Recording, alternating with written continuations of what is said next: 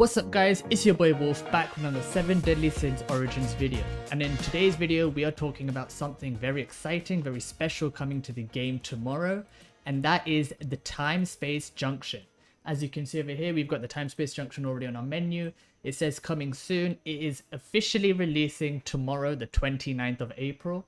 So I wanted to talk about what this endgame content is going to be, what we can expect from it, what we think about it. So without further ado, let's dive into the video.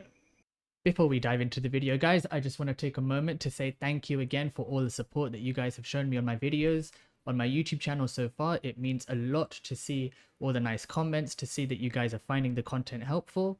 So keep showing me that support. I'm going to work hard to keep bringing out content that you guys need and enjoy and find helpful. And it would mean a lot in the meantime if you could drop a like on the video, subscribe to the channel. We're working hard to get to 1,000 subscribers. We're just a bit over halfway there.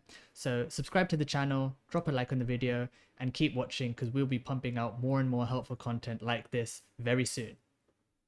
So let's talk about Timespace Junction, guys. As you can see, we've got this new content, Timespace Junction, arriving for the first time on April 29th. Hopefully there won't be any delays. They won't need to push it back for a day or something, because we know that that has happened in the past. But as it stands, we can expect this new endgame content to arrive in-game tomorrow, take on powerful bosses in the periodically updated Timespace Junction. And as you can see, they've lit up Sector 1 and Sector 2. That's all we're going to get tomorrow. We're going to be getting 2 sectors every 3 weeks for the next 9 weeks. Whether there's going to be more beyond that, who knows? But right now we're getting the first 2 bosses. Now, as you can see from, well, my little PNG is kind of covering it on Sector 1, but you can see on Sector 2 there are these 3 little orbs at the bottom. That is going to be the star system. So far what we know is that there is going to be a star system where you clear the boss fight and you earn a certain amount of stars, and I'm assuming that you will get rewards based on the stars. Now, the structure of this is something that I want to talk about. What are we expecting the structure of these fights to be? Because is it going to be one single boss fight that only requires 1 team? Is it going to be 2 boss fights that require 2 teams? Or is it going to be maybe you use 1 team for Sector 1 and you have to use a different team for Sector 2? Who knows? Because when you think about this kind of endgame content and you think about its comparisons to games that are similar, you think of Spiral Abyss from Genshin Impact, which kind of forced you to use 2 different teams because there were 2 different floors. Wuthering Waves, Tower Adversity, that was, well, I think it's 3 teams now, but I believe when I played the game originally, it started off early on as 2 teams, but I can't remember for sure because it's been a while. But it was more than 1 team. Honkai Star Rail's Memory of Chaos, that was 2 teams as well. This endgame content is where the team building aspect comes into play with games like these kinds of gacha ARPGs where you kind of summon for characters, you build them up, you put teams together. It's the team building aspect really comes into play when it comes to this endgame content, because the game forces you to make decisions about which units to use, which units to pair together, because you can't use them more than once. But obviously right now, everyone knows that most people in the game in 7DS Origins are kind of using the same characters with every team. Most people are playing the meta teams, which is the Giga support team of Slater, Daisy, Manny for incredible crit support, and they're usually pairing that with either Meliodas or Escanor, or people are using things instead of Slater, people might be using Dual Swords Tristan or Gauntlet Diane or Dual Swords Jericho or Gila if you need someone for burst, and they're still pairing that usually with Daisy or Manny, or if you don't have Daisy then it's Slater and Manny. So let's see how they plan to execute this, because I'm really interested to know, are we going to only need 1 team to clear this whole thing, which means that there's going to be very minimal actual team building required in this game? Because I imagine that they'd want a reason to force us to build more units, build more teams, do a lot more experimenting. So let's see. I'm expecting it, as it stands, it looks like it's going to be 1 boss fight, 1 team per sector. But if that is the case, then I'm expecting that maybe they might lock your team per sector. So if you use a team on Sector 1, then you can't use those units on the next sector, which could mean that by the time you get to the end, Sector 6, you might need 6 teams. I don't know, who knows? Or maybe they might do it across the 6 sectors. 1 team can only be used a maximum of 3 times, so you can only use 2 teams across the 6 sectors. Who knows? We might have to see. But this gives us a perfect way to pivot into the next topic, and that is the teams and units that you might want to use or have built for this endgame content. So as I said, when it comes to teams and units, what units do you want to have built? What teams are you probably going to want to use when it comes to this endgame content? Well, like I mentioned before, most people will be using and will already have built the most meta units in the game. So that's being things like Meliodas, with Daisy, Manny, and Slater. Daisy, I mean, I feel like I almost have to apologize to you guys. I made a video way back when talking about Daisy when she'd come out, talking about whether she's a must pull or not. And I said that for the most part, I said that free to play could skip. And I still believe that at the time when I made that video, I stand by that decision, that at that time she was kind of a skip for free to play, especially considering that Escanor was the next banner and the only real spec people use her for is her lightning spec. But now at this point in the game, she's, especially with her new engraving, she's pretty much become like a must-have unit. Like if you can, you definitely want at least one copy of her, because Daisy and her lightning spec is just such a broken support, especially when you pair it with the likes of Manny and Slater. It is just so strong. I mean, she provides a crit resistance down with her normal attacks when she applies the electromagnet. She provides a crit damage buff that lasts for 40 seconds. Not to mention her flowers do a lot of passive damage on the side.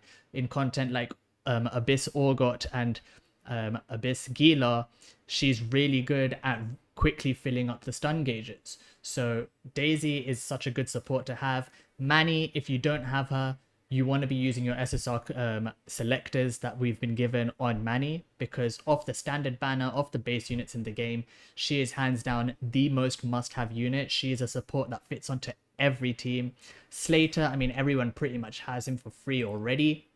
His, well, I'm on the wrong spec there. His axe build is so good, so easy to use for crit support, because all you need to do is kind of swap him in with the tag skill, get the bleed off, use his fully charged Q, and then you can swap out, because that's all he needs to do. Apply the bleed, apply the crit resistance down, and then you're doing good damage.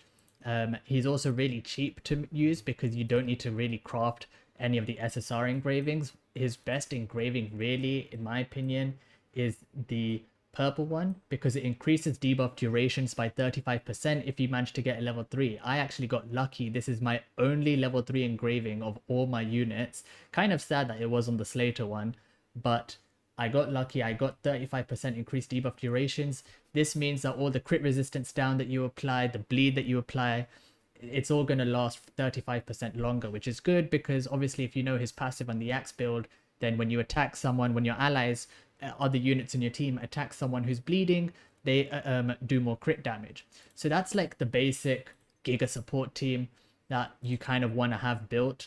But the other teams that you're thinking of, I mean, if we look at the 3 teams that I kind of have built and usable, I've got this team, which was like my main Meliodas team until Escanor came out, which is Meliodas with his longsword, Diane with her gauntlets, Daisy with her lightning, and Manny with her staff.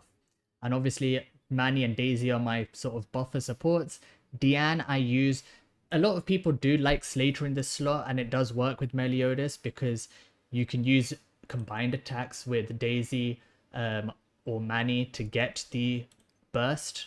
But I like having Diane instead, because I don't feel like my Meliodas' damage suffers that much without Slater. And having Gauntlet Diane gives me the defensive option, because not only does she do good damage, I mean, she has really good damage with this kit. I mean, her Q is a spammable Q. Her E resets when you have the engraving. Well, I think it's because of the engraving. I just know that my Q's been reset. My E's been resetting a lot recently. But also with Diane, when you apply the Earth Burst, and then you hit them like 5 times, basically you get a barrier from the Earth Burst, which provides a defensive option. On top of that, her gauntlets engraving, when you use her ultimate, then you basically you're able to like heal to full against certain bosses and stuff when you use her ultimate with this build. So she gives me a second option for burst, but she also gives me a defensive option on this team. So that's why I use Diane. But you can kind of use this team with like the standard Slater, Daisy, Manny. Some people use Jericho as well instead of Diane over here to break.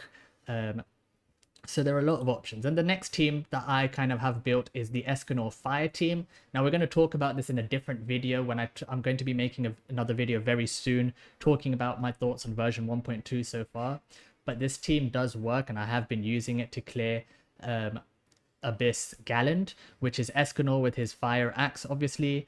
I've been using Gila with her rapier, mainly because one, Escanor's ultimate does do more damage if the fire burst is activated, not to mention the way Gila activates the burst is by applying burn, which also applies defense down stacks, so then it's just buffing the damage that much more. But the other reason I'm also using Gila over Slater is mainly because even though I've kind of built my Slater up, I've got his masteries maxed out and everything, but I don't have the weapon I want. Ideally, I want the blazing axe. I don't have a blazing axe to use on him, so I'm kind of waiting to kind of pull a blazing axe before I actually start using him. So at the moment, I've been using Gila. This is my fire team, and then obviously Daisy and Manny. And then the last team, and this is probably one of my favorite teams that I've been using a lot, even just in the open world, roaming around and stuff, is Holy Greatsword Escanor. So I've been using this team with Drake as the second unit. Why am I using Drake? Mainly because this team is also very geared towards clearing Abyss mode of Furs and Mines, because Furs and Mines is a weakness to Holy and Lightning, and the boss takes additional damage if you activate a Lightning Burst. So I use Drake with his burst spec, his longsword spec for that, and I don't actually activate the burst with Drake. I use Drake to kind of the combination of Drake and Daisy to get the bar almost to full, and then I switch to Escanor, and usually his tag skill will finish off that last bit and activate the burst, mainly because Escanor is using the SSR crafted weapon, so I want to activate the burst with Escanor so that he can get the attack and crit chance buff from that weapon. But this team works really well. I've been really enjoying using this. This is probably like my second or almost tying for first my favorite team, tying with this Meliodas team here. But to the untrained eye, anyone can see that there is one glaring problem with these three teams. That is the fact that Daisy and Manny exist on all three. Daisy and Manny as a combination and as supports for your DPS characters is so strong because they work so well universally with every unit. Especially Daisy, I mean, she just got a major indirect buff with her newest engraving, which increases all allied heroes' crit chance, just a straight up flat crit chance increase to all the units on your team. And then when an allied hero's crit on an enemy with reduced crit resistance, it decreases the target's crit defense. And this works so well in this team because, for starters, I mean, Daisy applies the reduced crit resistance on her own already with her lightning spec. Even though this engraving is geared towards the wind spec, it works in the lightning spec as well because her normal attacks apply electromagnet, which reduces crit resistance. If you're using this with Slater as well, then Slater's Q, a fully charged Q, also reduces the crit resistance. So this engraving kind of just buffed Daisy from like a really, really, really good to have unit to a pretty much must have support. So because of how strong these two are as a combination of supports on any team, they've kind of been placed on every team. And so the problem that we might have when it comes to the Timespace Junction releasing tomorrow is if you are forced to use more than one team, you kind of have to make a choice of which team is going to get these two supports, or do you split them up and put one on one team and one on another team? So how's it going to work? Part of me hopes that this endgame content forces us to use more units, have a bit more variety, maybe forcing us to use something like this, which is kind of like my filler Earth team that I used when I was testing out Daisy's Earth spec, which honestly isn't a bad team. It is pretty decent because King buffs the Earth damage we do, Elaine gives us a barrier, she also helps us with boosting our Earth burst efficiency.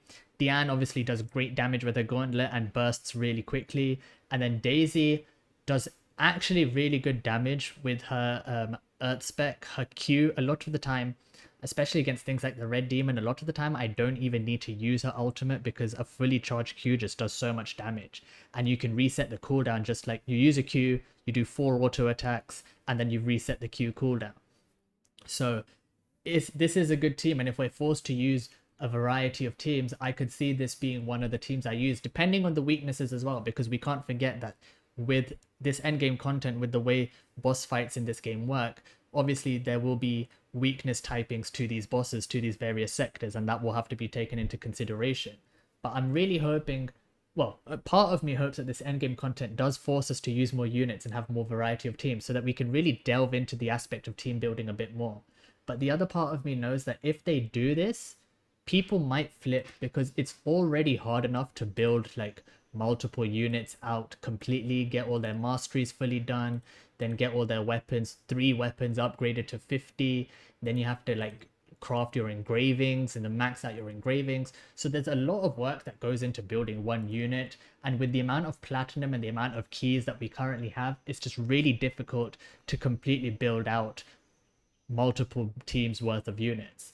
So let's see how they plan to do this. They have said that they plan to address this issue with trying to build units with the limited keys and platinum that we have, and they are addressing it and trying to think of a way to sort of alleviate the struggle that we're facing with that. So let's see how long that takes, and let's see what form that takes.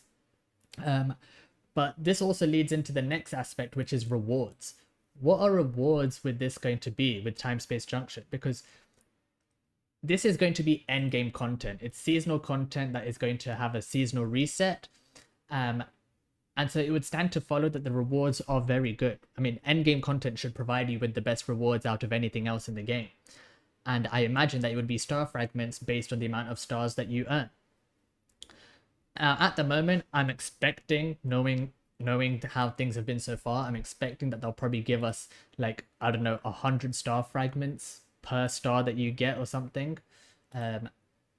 Considering, I mean, the daily missions only give you 120. Achievements kind of give you more, but then it takes longer to get. I mean, most of the easiest sources, you don't get anything more than like 500 from the easy sources. I mean, even achievements only give you 20 star fragments per achievement. So considering how much a single pull is, I feel like some of these rewards are a bit lackluster, especially considering that they don't really give you any regular banner pulls that often either. Like, it's really, really hard and to like kind of stack up your regular banner pulls. So I imagine it's going to be like 100 fragments per star, so clearing it 3 stars gives you 300, but I'm hoping it's not, because if clearing one full sector of the endgame content only gives you a single pull, then that would just be really bad. Especially considering that we're only getting 2 bosses every 3 weeks at the moment until all sectors are fully unlocked. And considering it's going to reset seasonally, which at the moment I think will be around every 9 to 12 weeks, since the update cycle is every 3 weeks, it means it's going to take 9 weeks to unlock all 6 sectors that they've shown us. I'm estimating 12 weeks because there's a chance that they either give us an extra 3 weeks to fully clear all 6 sectors to 3 stars, because it stands to reason that each sector increases in difficulty, so maybe you won't finish all 3 sectors at all 6 sectors in 3 stars when they release, or they might surprise us with the final 3 weeks with like a final boss sector 7, which is like a jump up in difficulty from the previous 6 sectors. Either way, I mean, if it's 9 to 12 weeks reset and they only give us a single pull for 3-starring one boss, assuming it's 6 to 7 bosses, you would not even be getting a full multi every seasonal reset of the endgame content. Clearing endgame fully 3 stars all bosses, you would not even be getting a full multi if they only give you 300 star fragments for 3-starring one boss. So I'm hoping it's more like 200 per star or 300 per star. Personally, obviously I would like 500 per star. Like, I mean, they give you 500 in the achievements, 500 per star would be nice, but I might be asking for a bit too much. But at the same time, it might not be. I mean, getting a multi, because 500 per star means 1500 for 3-starring one boss. If you can get a multi for 3-starring 2 bosses, that would be nice, but that might also just be asking for too much, so who knows. But I mean, yeah, we're gonna have to wait and see, guys. Let's see what the rewards are. Let's see how they plan to address this content. It is coming tomorrow, so we are going to find out very soon. But that's it from me, guys. Let me know what your thoughts are on the new endgame content coming tomorrow, if you're ready for it and or looking forward to it, and what you're hoping to see from it in terms of how it's structured, what the boss fights are, how they're going to lean into the team building, or if they will at all. And let me know what you guys are thinking the rewards will be or hoping for them to be. Let me know down in the comments below. Share your thoughts with me. Drop a like on the video. Subscribe. I've been Wolf. Thanks for watching, guys. And we'll see you tomorrow when Timespace Junction comes out. Peace.